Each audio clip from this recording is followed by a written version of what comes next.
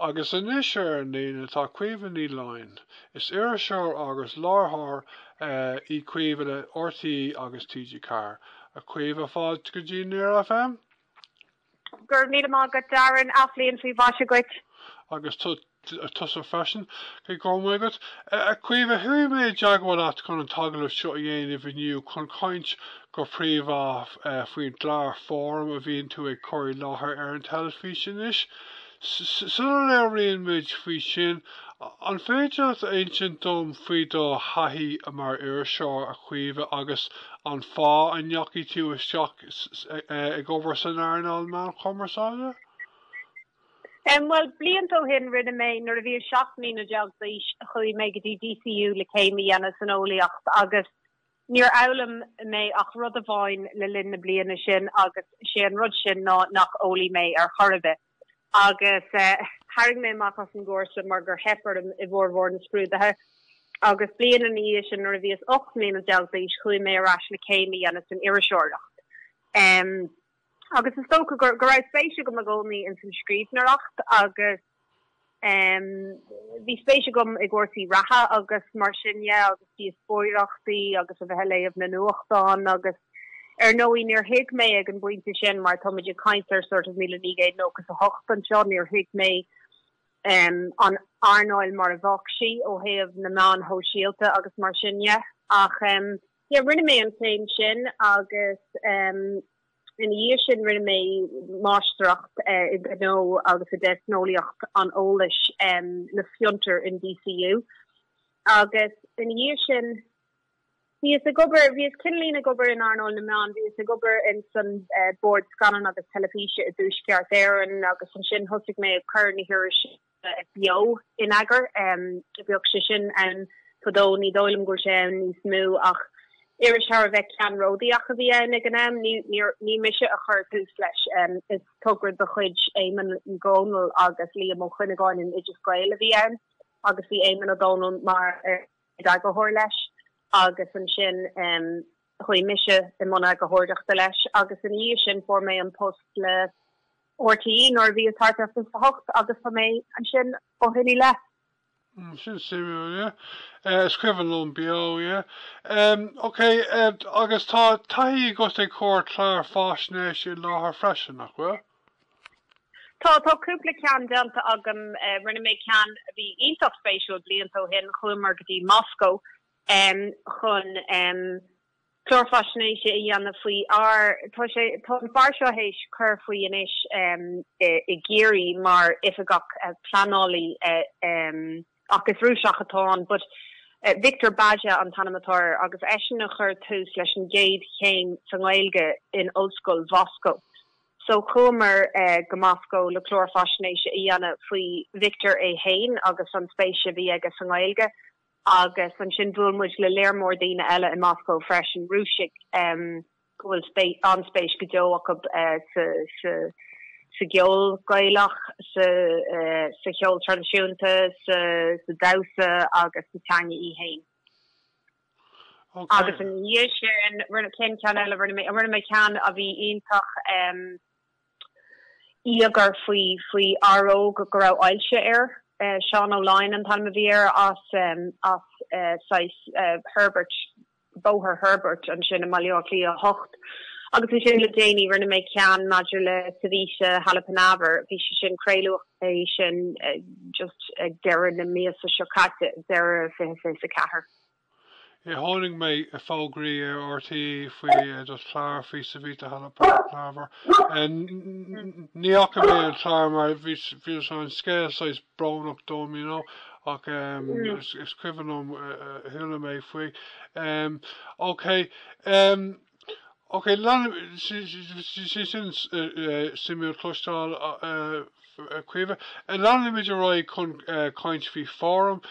Dóibh siúd a gcéisteach linn inniu nach bhfuil an Clár feictithe acu go fáil. An féideart acu thuirt dóibh faoi cad go dtíreach atá ag gceist leis an Clár Caoimhe?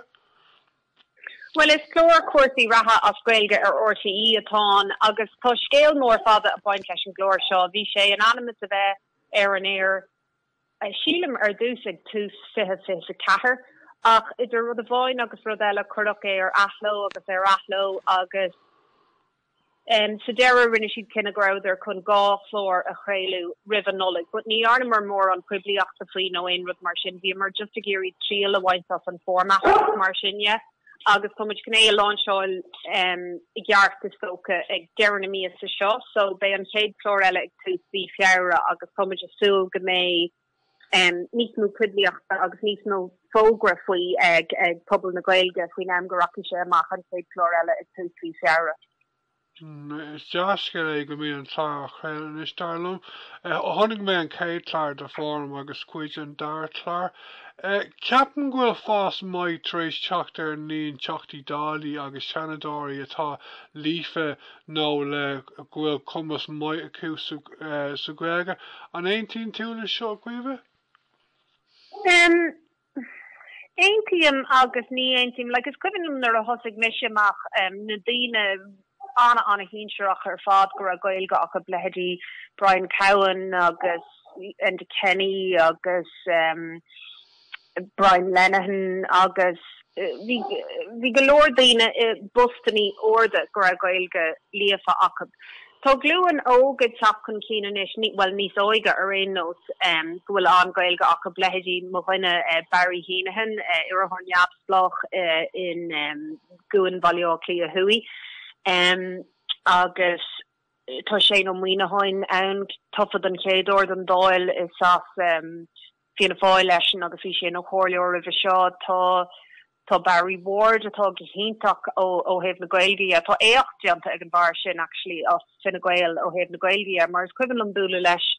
roiint bliantó hin nuair bhí sé ina chóirleor agus bhí cuidú de íhir leis na habertíí a chuirla chéile agus tá sé go thomláin líafa inis, so tá dulcan cín an na bhat deanta aige sin ó héamh teangaí. So tá gluúan agus Conor D. McGuinness so hin féin, tá gluúan or daine seona ní rahalig síle mó hin féin freisin, so tásúla gom gur tá cáine deanta nachhfuil Gaeilge ag Verona Murphy mar bhí Éamonn Ó Cuíomh is cuimeblum an iarceaptadála ó Gaillimh hir a rá solar tau an cean cóirlia gur de réir na bunreachta go mo chóir gomach an cean cóirlia an gó na dála I dhéanana I méile nó in Gaeilge ach déir si go si chun fiad a chur ar chuid Gaeilge héin agus tá sé feici agamsa I má polatóirí má líonn siad isteachar an rud gur féidir lo an tanga elam go réisúnta scioppi. Agus tá beirt fear dar banam níise sa dála is den céadúir ceapan se? Right, yeah, níise ó Carol as Kildare so yeah, níise ó Murray no, who's it? No, níise ó Carol ó Kildare agus níise ó Murray ó ina Gael Gúin Ballio Clia Hat or Hui. Tá sé sin an le fada mar chóirleor ach tá sé tusa ina cheachtadála den céadúir. Agus tá Tom Brabazon freisin. Tom Brabazon freisin, yeah,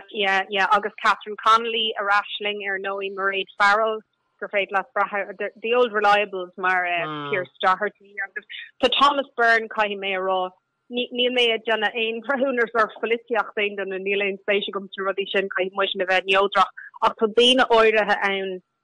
ón saoil polaitíol agus caiithir iad a bhula go hord as a good ama a chur fáil a gcónaí dún fectagum sa gach or dhéanam muidirta Sir Thomas Byrne íana fáil gomíonn sé sásta a chuid ama hain a chur fáil doing, so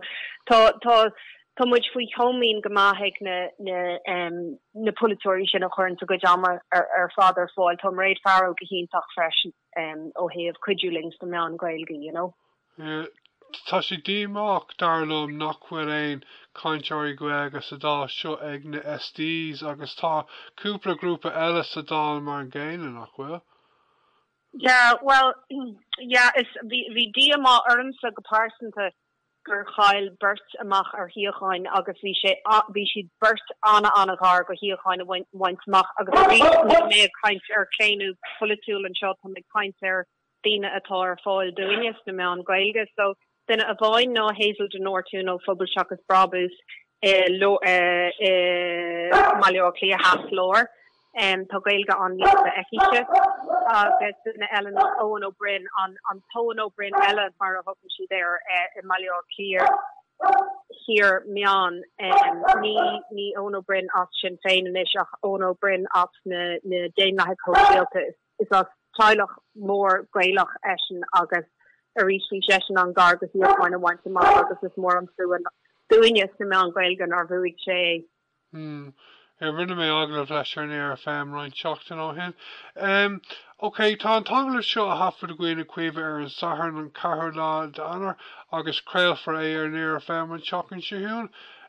Sunar nimíonn tú an féidir leat agus luú tú ag tú sa aglah agus féidir til a sunraí a thuirse amach faoin géad clár eile faoi fórm agus na fógraí a bheith goibh freisin? Well, tá me just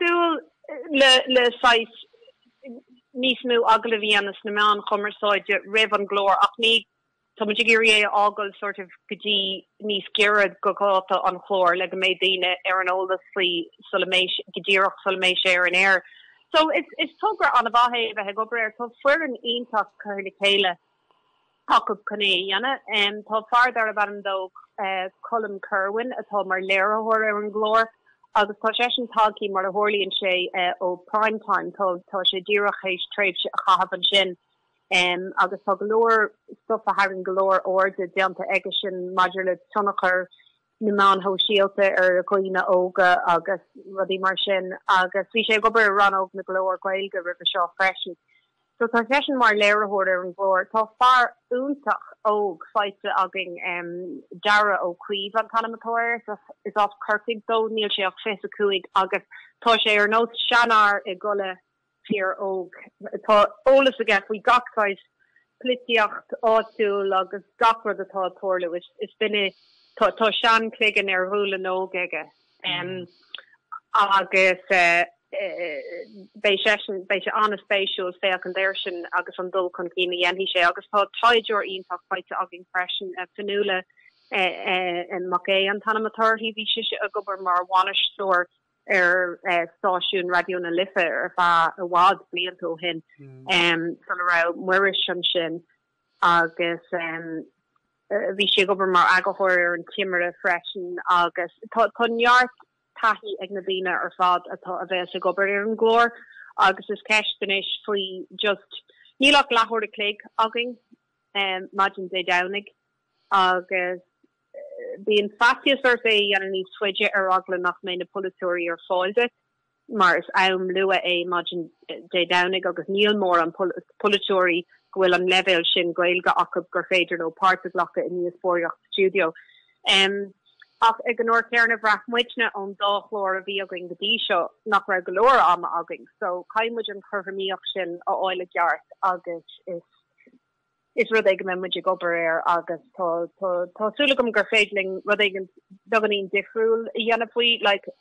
an dálór atá deanta agin go dtí seo bhí mar sáid díirithe ar chóirsaí táchain mar bhí an tó táchain díar a chart ach as seo amach is clín go me muidir féchan ar rudí Doganín difriúil freisin ó stuff a chlúdaíon nuach an bhéirle. Bei sé go híntaach má ar nimh fógraí a chomach ar RTÉ telefís RTÉ faoin tá tú ag siúil go bhééis seo ag tarna bhfuil? Chun an éarne rom leat níl mé ro cínta faoin is tóca go dúirthaí siad